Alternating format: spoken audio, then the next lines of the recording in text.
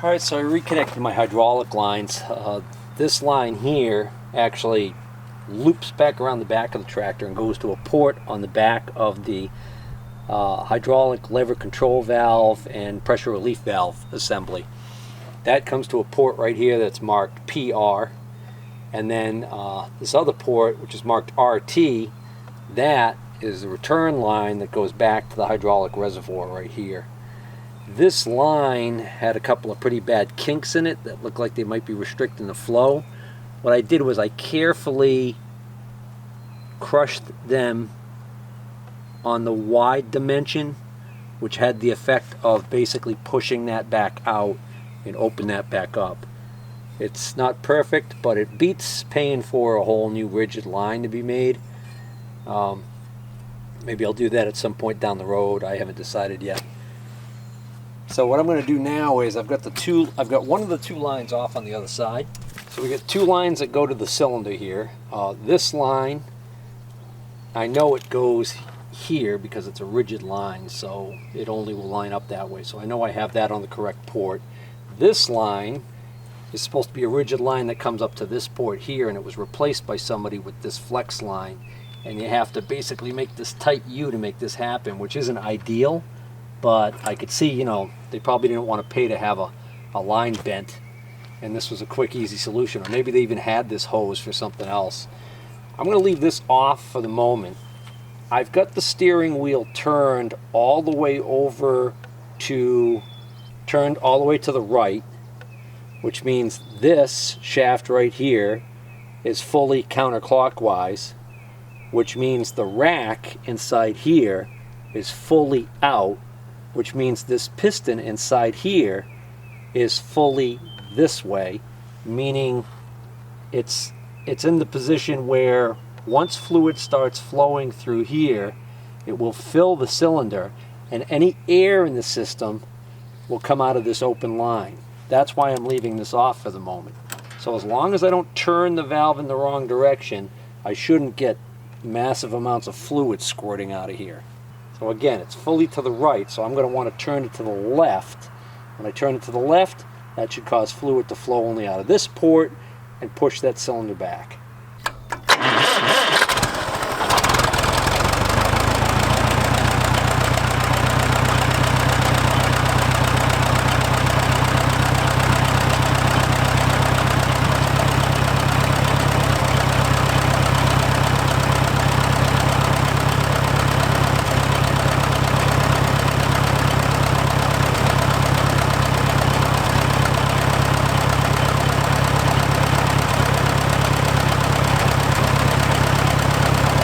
Turn it back a little bit and see if any fluid comes out of here.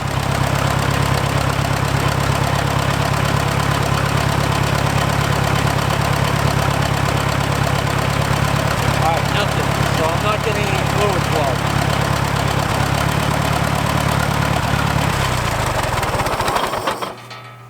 Alright, I just tried the hydraulic cylinder in the back for the 3-point hitch. Well, it's not really 3-point. For the hitch, and that's not working either, so I'm getting no hydraulics. Alright, well, I found out why the hydraulics weren't working. The hydraulic fluid level was too low. I put some more hydraulic fluid in, and well, I didn't have the camera running, so you missed all the action, but I checked the lift to see if the lift was working, and almost immediately one of those old hoses in the back blew. Showered this whole thing with hydraulic fluid, so I shut it down real quick. Anyways, of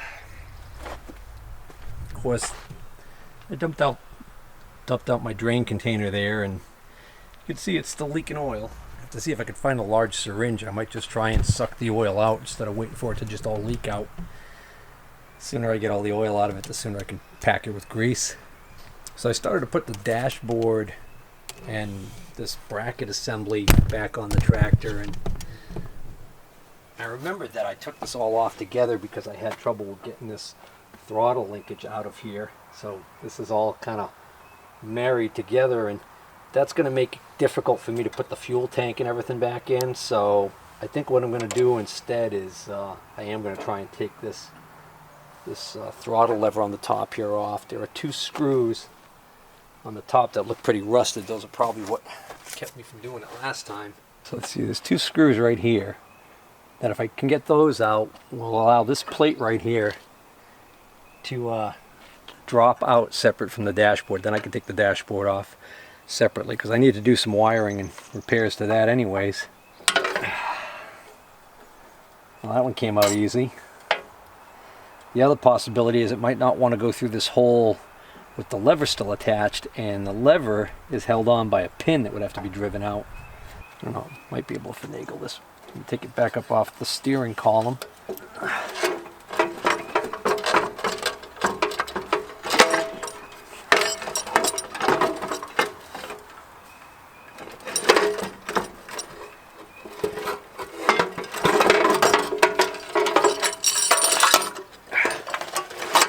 Okay, so this goes here. Oh, goes like this. So the end of this rod right here goes in this hole. This slides over this way. And this gets bolted down. Oh, the other thing I did off camera was I installed the new seal that came in for the top here, and I installed it the same way as it came out, what appeared to be backwards, because I think that's actually the correct way that this seal is supposed to go in. Now this linkage right here attaches right here. I left the nut and bolt in there all these years so we don't get lost.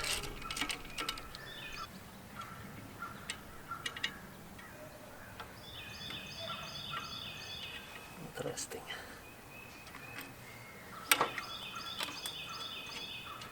Guess it should drop in from the top. Yeah, this is kind of ringing a bell. I think I remember not being able to take this bolt out with this bracket on here because this is in the way. And it doesn't quite move far enough back. Nope. I guess I gotta undo that again.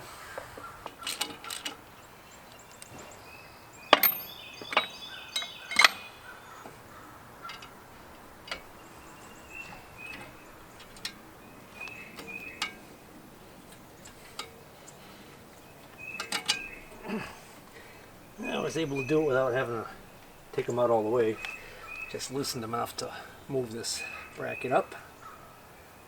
So it just occurred to me that when I tighten this clevis right here ends up binding. So this has to be able to be left loose enough for that to swivel.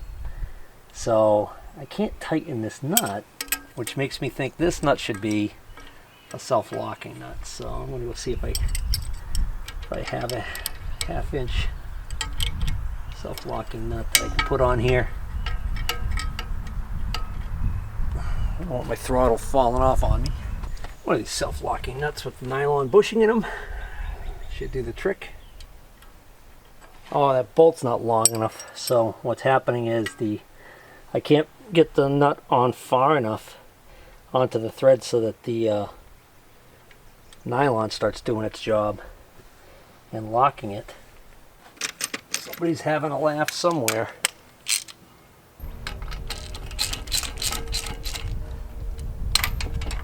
You know, it occurred to me when I said clevis, what's probably supposed to be in here is a clevis pin. And I'm even wondering whether or not this is short enough that would actually allow you to get this in without having this bolted down, but I am going to put it in with it not bolted down. And I'm going to put it in facing up because it's going to be easier for me to get the cotter pin in. I wanted to put this washer on there so that the cotter pin rubbed on the washer, but I don't know if that's going to be, it's a little, let's see if that binds. No, that feels good. Oh, hold on.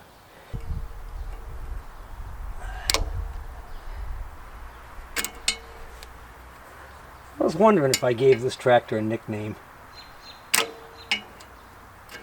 Oh, you know what? I don't think I did, because I think I remembered on the hood there was this custom paint job of a busty blonde, and it said something like something Betty or something, I don't know.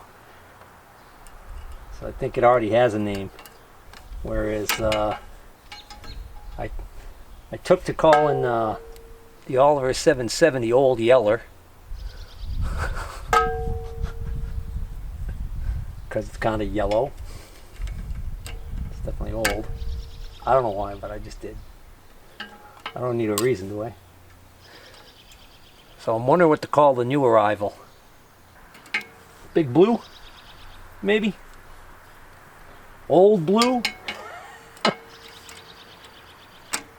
Although Old Blue is a youngster compared to this one.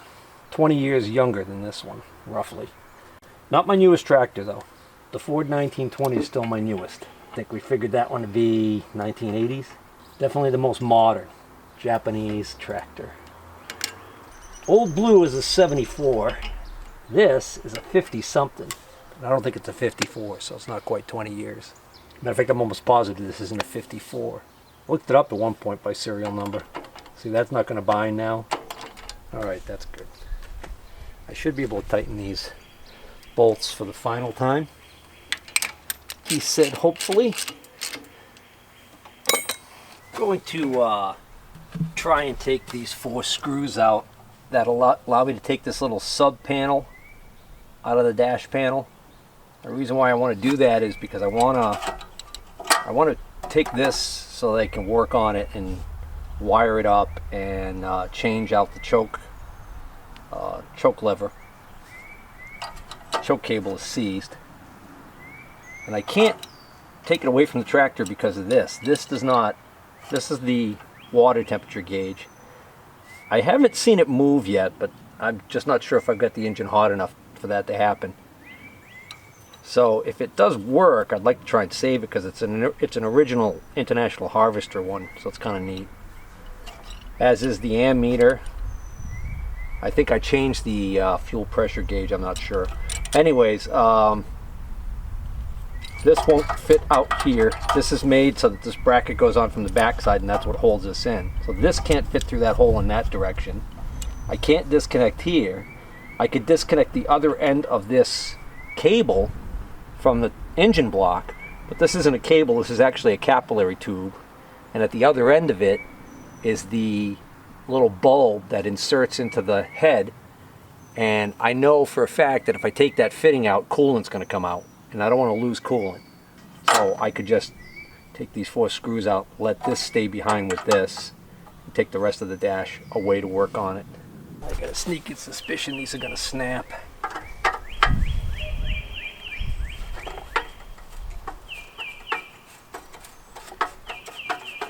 Turn it back the other way every once in a while, and that helps clean out the threads. Alright, that one seems fine. I kind of like being wrong about this.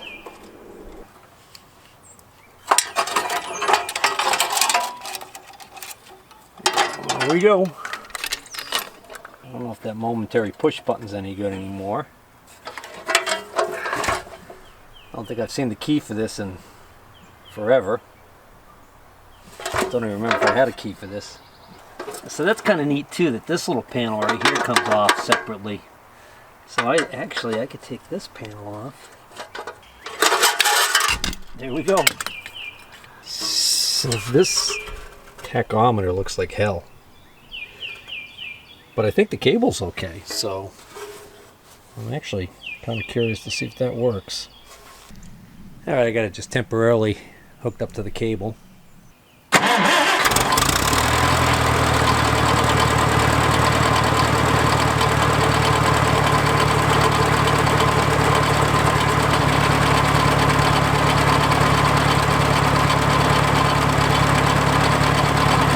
Stop that cable with my fingertips. I don't think that's right.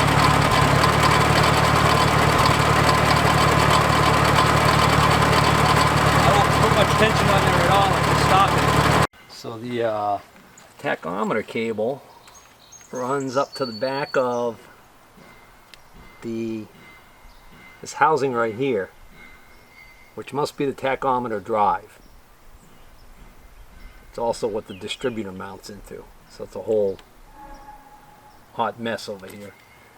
I don't know why they did it this way, but if I get some pliers, I might be able to get this unscrewed and check the cable.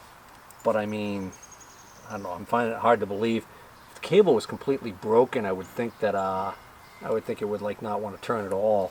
So unfortunately, that would mean maybe something's wrong with the drive. Or if there's some kind of a coupler in there. Oh, this choke cable's really rusted on here. Hope I can get it off though. Yeah, not too bad, I guess. So I already got a plan for this. A while back, bought a really cheap generic choke cable for Mark's GT17 Ariens tractor. Ended up being actually pretty decent. It's too long, we just cut it to length, worked out perfectly, and it was pretty easy to fabricate it, you know, to the length we wanted. So I think I'm gonna buy another one of those and replace this choke cable. It's really not that long. It's weird as heck. It's got a Phillips head, but it's not a screw.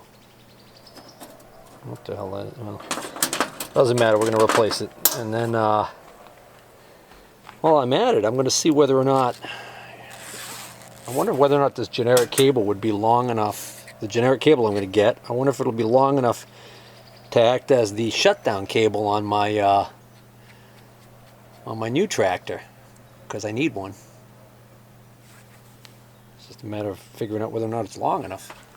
So I've been thinking about this problem with this plug leaking on the bottom. At least I figure it's the plug. So I just cleaned that area up, and the leaking seems to have subsided for the time being. Of course, that's probably because A, quite a bit of oil has already leaked out, if not all of it, and B, I haven't been turning the steering wheel, which puts more strain on that. But what I'm noticing about that plug is it's actually in pretty good condition. Doesn't look to me like it's rusted or anything. As a matter of fact, it looks like it's been replaced. And being that the box is welded onto the top of the tractor, I think somebody tried replacing that without taking the box out. Or, you know, maybe they did it before they welded it on, I don't know. But what I'm noticing is that this edge on this side, the lower edge there, is not flush with the bottom of the casting like the other side is. It's almost as if the plug is in there cocked a little bit. So what I want to do is I want to see if I can push that left side of the plug. So of course I can't get in there with a hammer and tap it for anything, right? So my idea is, I've got this small machinist screw jack, and this will fit in between the casting of the tractor body or whatever, and you know, it's actually the clutch housing, right? It's actually part of the whole tractor. Anywho, this can sit on the bottom, and then this can push up on that plug. So I'm going to use the screw force to see if I can push that plug back into place. So there's my setup. I basically found a little scrap piece of metal I had that acts as a little angle block to sit the jack on so that the jack stays square. So when I first tried tightening it, the jack kept slipping out of position because it was not square to the bottom. And I just kept tightening the jack, and I don't know if you can tell now, but that's actually now pushed in like it should be. So now I'm just going to reposition the jack and make sure that that back corner is also in, and I don't know, with a little luck maybe the leak will subside. So I was able to actually push that in quite a bit further on that far side. So then I came back to this side and pushed this side in more also. I'm also wondering whether or not that plug's installed backwards. Because if it is like a conventional freeze plug on an engine block, which is how it was described by people online, then the cup side would be facing out usually on those.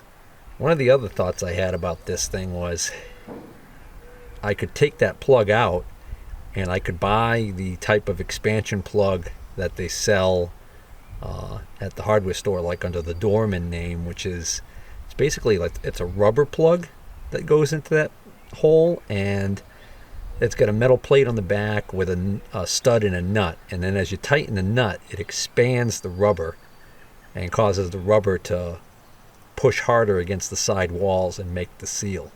My only concern about that is I don't know how deep that well is. I don't know whether or not there's one that fits that exact size bore. Too many variables. So for the time being, I'm going to clean up that area of oil, which, lucky for me, that old Quaker State oil I put in there is kind of greenish and shows up kind of nice. So I'm going to clean up that little area of oil there the best I can, and then I'm going to turn the steering wheel back and forth and see whether or not any oil leaks out.